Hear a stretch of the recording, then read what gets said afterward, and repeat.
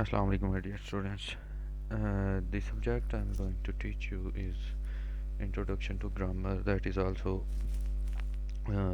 called as or known as English 1 in first semester. So, first of all, we should know about the grammar. What is grammar?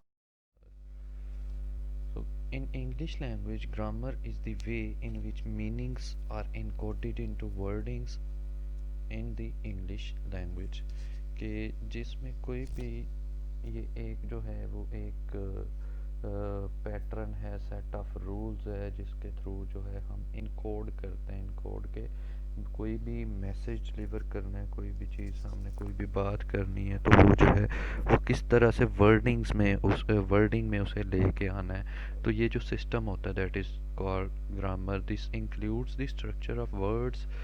इसमें क्या कुछ आता है, words आ जाते हैं, phrases आती हैं, क्लासेस आती हैं एंड सेंटेंसेस आते हैं। वर्ड्स जो होते हैं वो आप जानते हो, the combination of different alphabets are known as words. The meaningful combination of alphabets is are words and phrases. The combination of different words sharing an incomplete idea. Class जो होती है वो एक कंप्लीट आइडिया जो है वो share करती है। That classes, phrases and words are a part of parts of sentences, and a sentence is a group of words that share a complete thought or complete idea right up the to the structure of the whole text. There are historical, social, cultural and regional variations in of English के socially, culturally और regionally जो है वो different variations होती हैं of English language. So, what is grammar in linguistics? If we talk about the linguistics, in linguistics, grammar is the set of structure rules governing the composition of clauses, phrases and words in a natural language.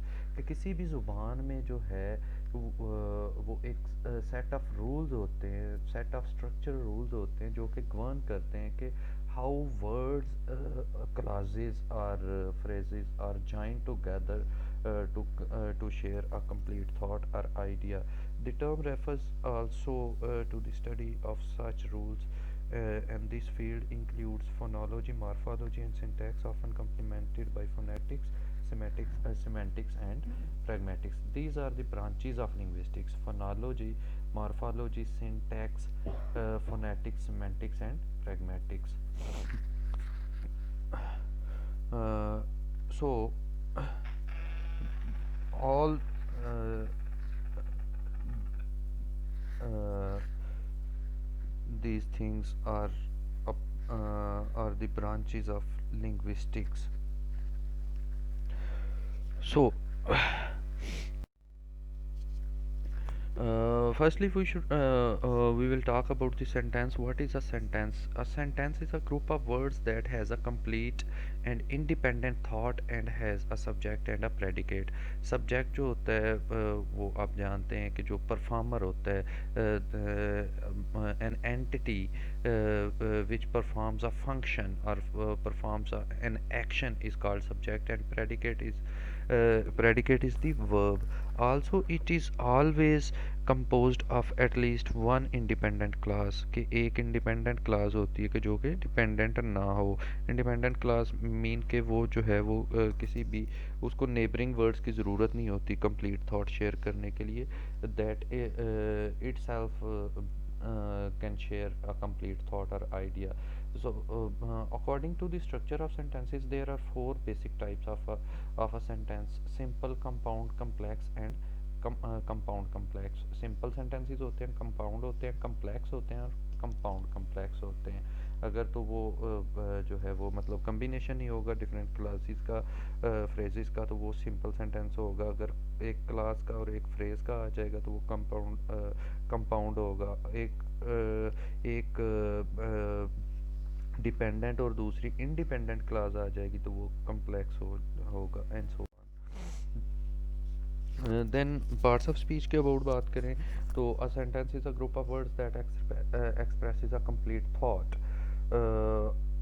Parts of speech basically क्या होते हैं, categories of different words which are divided into different classes according to their role and according to their function. These categories are known as parts of speech. So there are some sentences. Ashley walks to the park. She takes a friend with her and climb a tree.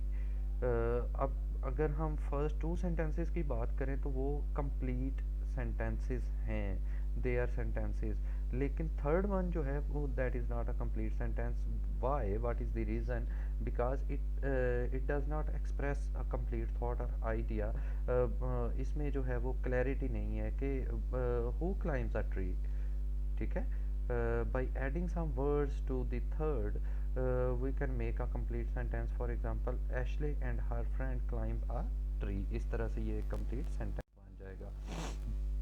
Sentence structure की बात करें तो every sentence has a subject and a predicate, के हर sentence के लिए ज़रूरी है कि उसमें एक सब्जेक्ट होता है एंड एक प्रेडिकेट होता है।